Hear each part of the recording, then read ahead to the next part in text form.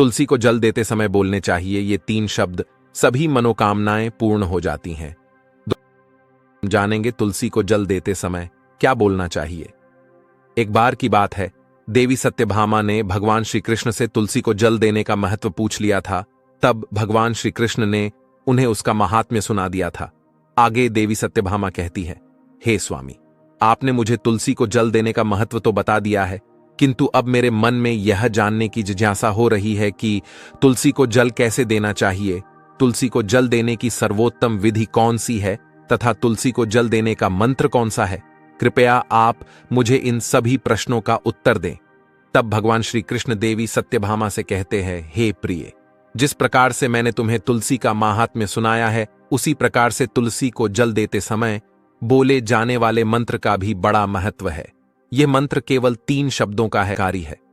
जो भी मनुष्य नित्य तुलसी को जल देते समय अपने मुख से केवल ये 3 शब्द बोल देता है, तो साक्षात लक्ष्मी उसके घर में प्रवेश करती है, उसकी दरिद्रता समाप्त हो जाती है, उसे धन धान्य की प्राप्ति होती है। वह मंत्र बताने से पूर्व मैं आपको तुलसी के इस मंत्र का महात्म्य सुनाता हूं।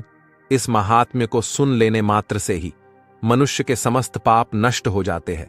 उसे 100 वर्षों तक तुलसी को जल देने का पुण्य प्राप्त हो जाता है। इसीलिए देवी, आप इस कथा को ध्यान से पूरा जरूर सुने। देवी सत्यभामा कहती है, हे प्रभु, मैं इस कथा को पूरा अवश्य सुनूंगी, आप मुझे तुलसी के मंत्र का महात्म्य सुनाइए। श्री कृष्ण कहते हैं, हे देवी सत्यभामा, दक्षिण में एक अत्यंत शोभायमान नगरी थी। उस नगरी में सुशर्मा नाम का एक खोटी बुद्धि का ब्राह्मण रहता था। पापियों का तो वह शिरोमणि था। उसका जन्म एक ऐसे ब्राह्मण परिवार में हुआ था जो पाप कर्म करने वाले, शास्त्र ज्ञान से शून्य थे। वह जन्म से तो ब्राह्मण था, किंतु कर्म से वह अत्यंत दुराचारी था। वह न पूजा पाठ करता, न ध्यान करता, न जप, न होम और न ही अतिथियों का सत्कार करता था। उसके द्वार पर आए अतिथियों को बिना दान किए ही क्रूरतापूर्वक भगा देता था। स्त्री लंपट होने के कारण वह सदैव ही पराई स्त्रियों में आसक्त रहता था। उसे मदिरा पान करने की भी आदत थी, साथ ही वह मांस खाया करता था। वह दिन में खेत में काम करके पत्ते बेचकर जीविका चलाया करता था और रात्रि में वेश्याओं का सेवन करता था। इस प्रकार से उस ब्राह्मण ने अनेक वर्षों तक जीवन व्यतीत किया। फिर एक दिन वह दुर्बुद्धि सुशर्मा बेचने के लिए पत्ते इकट्ठा करने के लिए एक ऋषि की वाटिका में घूमने लगा और पत्ते तोड़ने लगा। तभी एक काल रूपधारी काले सर्प ने उस ब्राह्मण को काट लिया और उसी समय पर उसकी मृत्यु हो गई। उसके बाद 2 यम के दूत उसे लेने के लिए उस स्थान पर प्रकट हुए और उसे उठाकर यमलोक ले जाने लगे। मार्ग में वह यमदूतों के सामने बहुत विलाप करने लगा, हे दूतों, मुझे कहां ले जा रहे हो? मुझे छोड़ दो, मेरे प्राण बख्श दो। किंतु यमदूत उसे यह कहते हुए ले जाने लगे, अरे दुष्ट ब्राह्मण, तेरे पाप कर्मों के कारण तुझे सांप ने काट लिया है। अब यमराज तुझे अवश्य घोर नरक में डाल देंगे। फिर यम के दूत उस ब्राह्मण को लेकर यमलोक पहुंचते हैं और यमराज के सामने खड़े हो जाते हैं। चित्रगुप्त उस ब्राह्मण का लेखा जोखा निकालते हैं और यमराज से कहते हैं, हे धर्मराज, इस ब्राह्मण ने बचपन से लेकर मृत्यु तक पाप ही पाप किया है, इसने कभी कोई पुण्य का काम नहीं किया है। फिर धर्मराज अपने दूतों से कहते हैं, हे दूतों, इस घोर पाप करने वाले ब्राह्मण को उठाकर ले जाओ और इसे नरक में डाल दो। फिर यम के दूत उस ब्राह्मण को ले जाते हैं और नरक की भयंकर अग्नि में धकेल देते हैं। अनेक वर्षों तक नरक में सजा भुगतने के बाद उस ब्राह्मण को दूसरे जन्म में एक बैल का शरीर मिलता है। बैल का जन्म पाकर वह बोझ उठाने का काम करने लगा। उसका मालिक उससे दिन रात काम करवाने लगा। फिर जब उस बैल की शक्ति कम हुई तो उसके मालिक ने उसे एक लंगड़े आदमी को बेच दिया। उस लंगड़े आदमी ने उस बैल को खुद का बोझ उठाने के लिए उपयोग किया। वह उसकी पीठ पर बैठकर घुमा करता था। इस प्रकार से उस बैल ने 8 वर्ष तक उस लंगड़े आदमी का बोझ उठाया। फिर एक दिन वह लंगड़ा आदमी उस बैल की पीठ पर बैठकर किसी ऊंचे पर्वत पर जाने लगता है। उस पर्वत पर बहुत देर तक चढ़ने के कारण वह बैल बहुत थक गया, उसकी शक्ति क्षीण हो गई और कुछ समय बाद वह बैल बहुत जोर से मूर्छित होकर जमीन पर गिर पड़ा और अंतिम सांसें लेने लगा। तभी वहां पर खड़े लोगों को उस बैल पर बड़ी दया आ गई और वे उसके मुख में पानी डालने लगे। फिर उन लोगों में एक पुण्यात्मा व्यक्ति था। उसने उस बैल का कल्याण करने के लिए अपना पुण्य उस बैल को दे दिया। उसे देखकर अन्य लोगों ने भी अपना अपना पुण्य याद करके कुछ पुण्य उस बैल को दे दिया ताकि उसे मुक्ति मिल सके। उसी भीड़ में एक वेश्या भी खड़ी हुई थी। सभी लोग अपना पुण्य उस बैल को दे रहे थे। यह देखकर उस वेश्या ने भी अपना पुण्य उस बैल को दे दिया। कुछ देर बाद उस बैल की मृत्यु हो जाती है। फिर उस स्थान पर यमदूत आते हैं और उस बैल के शरीर से उस ब्राह्मण की आत्मा को निकालकर यमलोक ले जाते हैं। यमलोक ले जाने पर उसे यमराज के सामने खड़ा किया जाता है और फिर चित्रगुप्त उसका लेखा जोखा देखते हैं तो वे आश्चर्य में पड़ जाते हैं। उस वेश्या के द्वारा उस बैल को दिया हुआ पुण्य बहुत बड़ा होता है। उस पुण्य के प्रभाव से उसके सभी जन्मों के पाप नष्ट हो जाते हैं। फिर यमराज उस ब्राह्मण के सभी पाप क्षमा करते हैं और कहते हैं, हे ब्राह्मण, उस वेश्या ने तुझे अपना पुण्य देकर तुझ पर बड़ा उपकार किया है। केवल उसी के पुण्य के कारण तुम्हारे सब जन्मों के पाप नष्ट हो गए हैं और यमराज उसे फिर से मनुष्य जन्म प्रदान करते हैं। इस बार वह पृथ्वी पर आकर एक उत्तम ब्राह्मण कुल में जन्म लेता है। उस महापुण्य के प्रभाव से उसे इस नए जन्म में अपने पूर्व जन्म की बातें याद आने लगती है। जब वह ब्राह्मण बड़ा हो जाता है तो उसे याद आता है कि पिछले जन्म में जब वह बैल था तब एक वेश्या ने उसे उसका पुण्य दे दिया था। इसीलिए उसके मन में उस वेश्या के बारे में जानने की इच्छा होती है और उस महापुण्य के बारे में जानने के लिए उस वेश्या का पता लगाकर उसे ढूंढते हुए उसके नगर में चला जाता है। वह वेश्या अब बूढ़ी हो चुकी थी। फिर जब उसे वह वेश्या मिल जाती है तो वह उसके सामने जाकर उसे बार बार प्रणाम करता है और उस वेश्या का धन्यवाद करने लगता है। वह वेश्या कहने लगती है, हे ब्राह्मण श्रेष्ठ, आप कौन हैं और किस कारणवश आप मुझ वेश्या को धन्यवाद दे रहे हैं? मैंने आपका कौन सा कार्य किया है जो आप मुझे नमस्कार कर रहे हैं?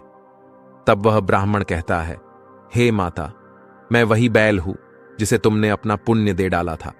अपने पाप कर्मों के कारण मुझे पिछले जन्म में बैल होना पड़ा था। उस पर्वत पर जब मैं मर रहा था तो तुमने मुझे अपना पुण्य दिया था। तुम्हारे पुण्य के प्रभाव से ही आज मुझे फिर से मनुष्य जन्म मिला है। तुम्हारे द्वारा दिए गए उसी पुण्य के कारण मुझे अपने पूर्व जन्म की सारी बातें याद है। किंतु हे माता, मैं आज यहां पर यह जानने के लिए आया हूं कि तुमने मुझे उस समय पर अपना कौन सा पुण्य दिया था जिस कारण से मेरे सभी जन्मों के पाप नष्ट हो चुके हैं। मैं उस पुण्य के बारे में जानना चाहता हूं।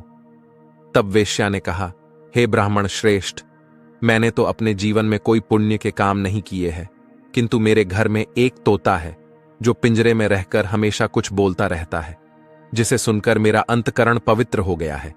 उसी तोते के द्वारा बोले गए मंत्र का पुण्य मैंने तुम्हें दान में दिया था। फिर वह वेश्या और वह ब्राह्मण उस तोते के पास जाते हैं और उसे पूछने लगते हैं, हे शुक, तुम कौन सा मंत्र बोलते रहते हो जिससे हमारे जीवन का उद्धार हुआ है? यह मंत्र तुम्हें किसने सिखाया और इस मंत्र का क्या अर्थ होता है? तब उस तोते ने अपने पूर्व जन्म का वृतांत सुनाना आरंभ किया। वह तोता कहने लगा, हे ब्राह्मण श्रेष्ठ, पिछले जन्म में मैं एक ब्राह्मण था। मैं अपने ज्ञान के अहंकार में अंधा हो चुका था। मैंने कभी गुरुजनों का आदर नहीं किया, सदैव ही उनका अपमान किया। मुझे अपने ज्ञान पर इतना अधिक घमंड हो गया था कि जिस कारण से मेरे क्रोध बहुत अधिक बढ़ गए और मैं सभी से द्वेष करने लगा। अन्य मनुष्यों को तुच्छ समझने लगा, विद्वानों का भरी सभा में अपमान करने लगा। फिर कालांतर में मेरी मृत्यु हो गई और मुझे यमलोक ले जाया गया। पूज्य जनों और गुरुजनों का अपमान करने के कारण मुझे तोते के कुल में डाल दिया गया और मेरा जन्म एक तोते के रूप में हो गया। मेरे पाप कर्मों के कारण छोटी अवस्था में ही मेरा अपने माता पिता से वियोग हो गया। फिर मैं पेड़ की डाल पर बैठकर रो रहा था तो उसी स्थान से कुछ मुनि जा रहे थे। उन्होंने मेरी दयनीय पुकार सुनी और मुझे लेकर अपने आश्रम में चले गए। वहां उस आश्रम पर उन्होंने मुझे एक सुंदर पिंजरे में रखा और मेरा अच्छी तरह से ख्याल रखा। वे मुझे नित्य भोजन दिया करते थे और पढ़ाते थे।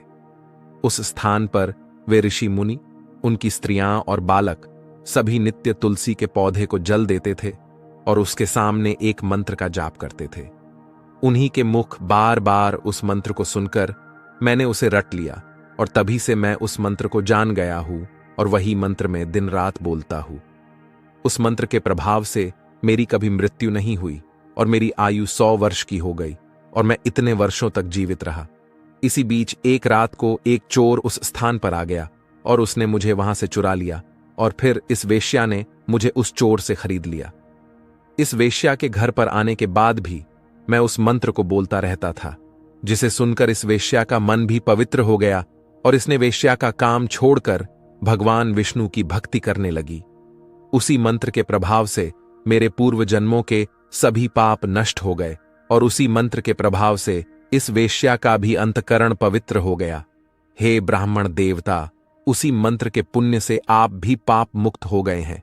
इस प्रकार से तोते ने उस ब्राह्मण को और उस वेश्या को सारा वृतांत सुना दिया, जिसे सुनकर वह ब्राह्मण और वेश्या दोनों ही अत्यंत प्रसन्न हुए और फिर वे दोनों ही नित्य तुलसी को जल देकर उस मंत्र का जाप करने लगे।